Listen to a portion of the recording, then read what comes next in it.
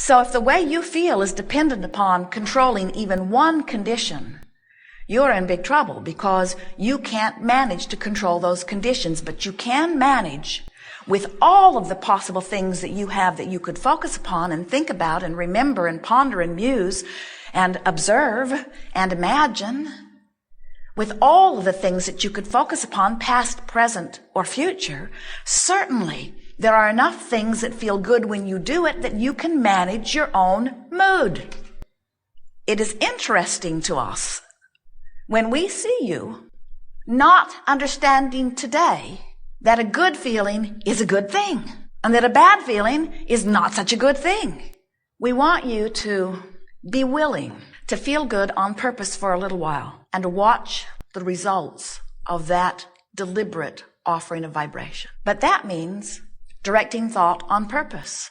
And directing thought on purpose, you could tell us this, in fact you do often, is not as easy as we make it out to be, because, and here's where we let you off the hook, but only briefly, so don't get used to it.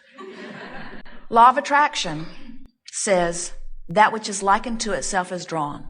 So if you've been focusing by virtue of some circumstance or events that you've been living on something that's causing you to offer a particular vibration, we acknowledge that it is easier for you to find other thoughts that match that vibration than it is to find very different thoughts. In fact, we'll really let you off the hook by saying, but only briefly, so don't get used to it, you actually cannot find thoughts that are very far from the thoughts that you are thinking. In other words, if you're depressed and some bright-eyed, bushy-tailed Abraham student comes to you and says, you know, you create your own reality and you're supposed to feel good and things can get better for you, all you have to do is cheer up, you're thinking, I do not create my own reality or you'd be gone. It's just annoying to have someone all bright and happy and sure of themselves flapping in your face when you are in a place of not feeling good. We know that, but what we want you to understand is, unless you make an effort to feel better, and unless you accomplish feeling better, you have not shifted your vibration at all. And if you have not shifted your vibration, things cannot change. And dear hearts, there is not enough effort in the world to make the difference. You can't work hard enough. You can't work long enough. You can't gather enough other resources to you. You cannot buck the current of your own vibration. You have some things you want to talk about? Hi. I'm so glad you picked me, Abraham, because I'm at a crossroads. Your teachings resonate with me and have ever since I was a little child. I just could not put words to them, and you do, and you've liberated me in that sense. Words are not the best vehicle of communication, I understand, but it's all we have right now. You are good with them. I'm a writer. Thank you. So I recall you saying that the road to where we're going is very wide. There's many different ways that we can go, and because Abraham resonates so deeply with me, it's the way I've chosen amongst many others. Recently I went to Peru. Something I attracted, it fell right out of the sky into my lap, literally. I came home without a debt.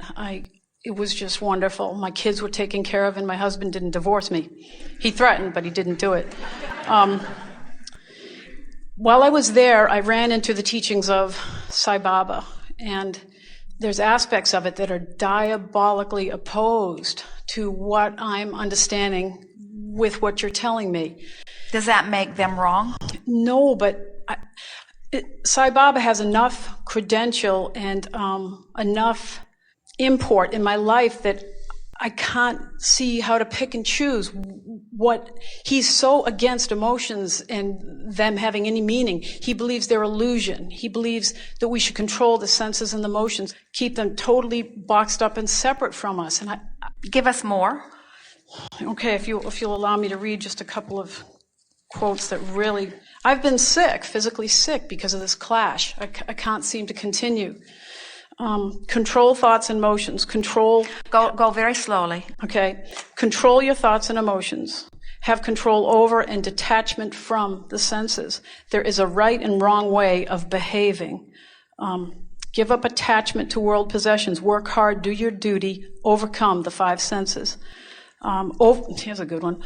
Overvaluing of emotional expression not only leads to social chaos, but absolutely curtails spiritual growth.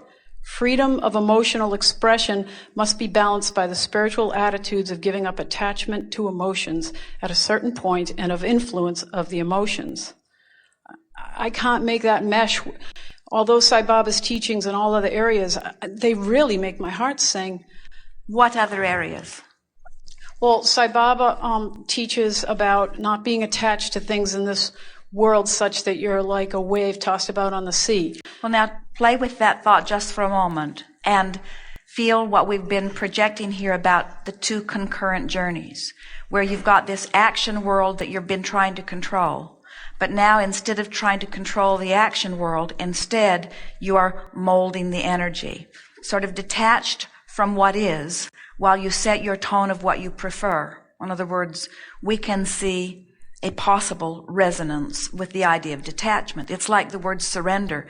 People say, well, how can surrendering in any way mesh with the idea of being the creator of my own reality? The creator of my own reality doesn't exactly sound like surrendering. But when you listen to the details of how we teach you to be the creator of your own reality, we encourage you to relax and allow the well-being that is natural to you. So you are releasing resistance and allowing, so then there is a sort of dovetailing. So sometimes what happens is, at the heart of teachings, there is a similar vibration that is expressed in words that then take you off on wild goose chases. And we agree those words relative to emotions do sound diabolically opposed. We would like to hear them one more time if you're willing to offer them. Once again, we have the, this is translated, and there's a problem with that. It is a problem. Jerry had a person who speaks only Spanish that he wanted to convey some very important things. So Jerry wrote a long letter in English and then had someone who speaks fluent Spanish translate it into Spanish. And he delivered the letter, and then a few weeks later, he met another person who was studying to be an English-Spanish translator. So he had his Spanish letter translated back into English. And when he compared the two, they were far from the same letter. Yes. In just that little bit of translation, with everyone having only the best of motives. There is also something else that we want to give to you, and that is the reality of what Sai Baba means or doesn't mean is not really what we're talking about here. It's your perception. In other words, the emotions you feel are about what you are perceiving to be the conflict, you see. And what we're wanting you to understand is that your work is not to pronounce Sai Baba or Abraham, one or the other, correct. Your work is to bring yourself into alignment. You've been an active student of a lot of philosophies for a long time. And we want you to understand that you could make the decision to go this way, or you could make the decision to go that way. But the worst thing in the world is to decide to go that way and think maybe you should have gone that way. Or to decide to go that way and think maybe you should have gone that way. So make a decision and then line your energy up with that decision so that there's no contradiction within you. And then you'll feel wonderful and well-being will flow to you. People say, yes, but what was the right way? And we say, there isn't only one path. It is a very wide path. It's all in what lines up for you, you see. In the beginning, as we began expressing to you, we were very heavy on the science of deliberate creation because we saw so many of you not thinking thoughts on purpose. And then we noticed that that idea made you afraid of your thoughts. And so then we began softening it a little bit because we don't want you to be afraid of your thoughts. Now we're trying to get you to be at peace with your thoughts and just gently guide them, you see. And so we are certain that Sai Baba is receiving and expressing the best words that he can find that match the intent of those who are surrounding him. I wonder too, as you were talking, that if I possibly allowed this Sai Baba in as what's the word? I felt too good having what I wanted and getting what I wanted. And when I went to Peru, they didn't have anything.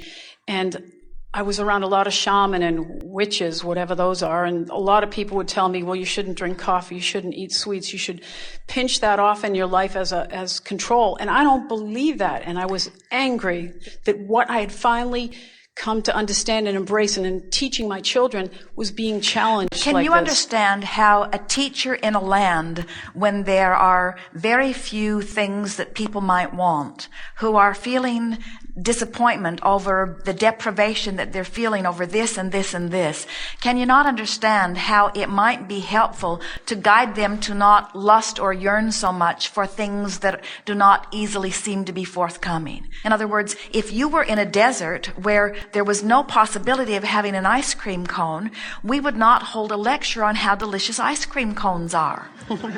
Because there's no point in torturing you, you see. And so we think a lot of the philosophies that are evolving, you have to understand they're evolving because of the life experiences that people are living. And that's why it is so interesting to us that people of your world not only go to other parts of the world that they cannot relate to and try to bring philosophies that have been developed for those people and make them work in their life in a very different culture under very different times and circumstances.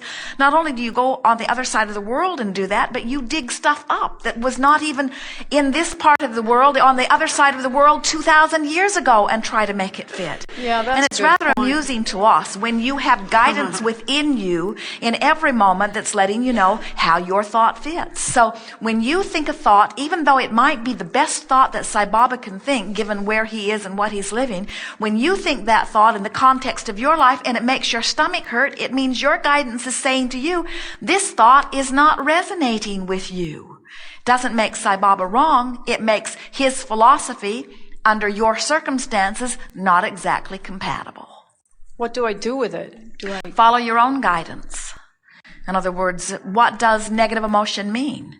It means the thought I'm thinking is not allowing the energy to flow. And what do you think is giving you those knots in your stomach? In other words, what is the thought that you're thinking as those knots come forward?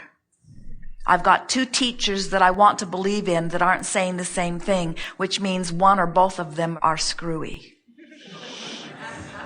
Yeah, I couldn't find peace. But now I see what you're saying. Going to Peru and trying to come home and fit a Peruvian custom into an American lifestyle is difficult at best, maybe even impossible. And tell us again why you did it. Really? I was told that I should stop drinking coffee and stop eating sweets. And I said, why? Beast. I know. Well, it challenged me because the group I was with, I'm sort of the rebel, and I like coffee and sweets. It sounds retarded, I know, but that's at every restaurant, everywhere. It's like, how many cups of coffee have you had? I'm like, get out of my face. Why do you care? Because you should give up the things that you love. And I didn't even dare to speak Abraham's name. I was outnumbered, and I didn't understand. And then when I came home, I got sick, and I've been sick up until almost an hour ago.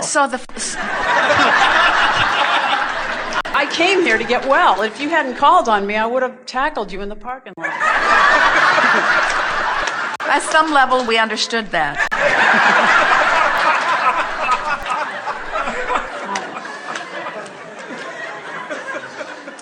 So are you telling us that there is a philosophy that exists, that you've even been listening to a little bit, that says if it feels good to you, it isn't? And if it feels like deprivation, then jump in with both feet. Yeah. That's what I'm saying. It's no wonder that so many of you are crossways of your own guidance, because there have been so many who have needed you to perform in the way that they needed you to perform in order to satisfy the intentions that they held. And there are many who, even among those like you, worry that if everyone followed their own bliss, if everyone did exactly what felt good to them, then would not the world become chaotic, they ask? Would not people go off and do terrible things to each other? And we say, if people could make their way up the emotional scale so that they get into that range of feeling good most of the time, then there would be very little that would go on in your world that would be upsetting to you. All of the violence, even that that which is offered from one government to another is offered from a place of insecurity. And so as a people or as a person who move up the emotional scale, once you connect with your own well-being, you are not then wreaking havoc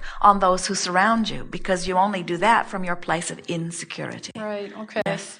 That's great. Thank you. Now I'll go on the road with you.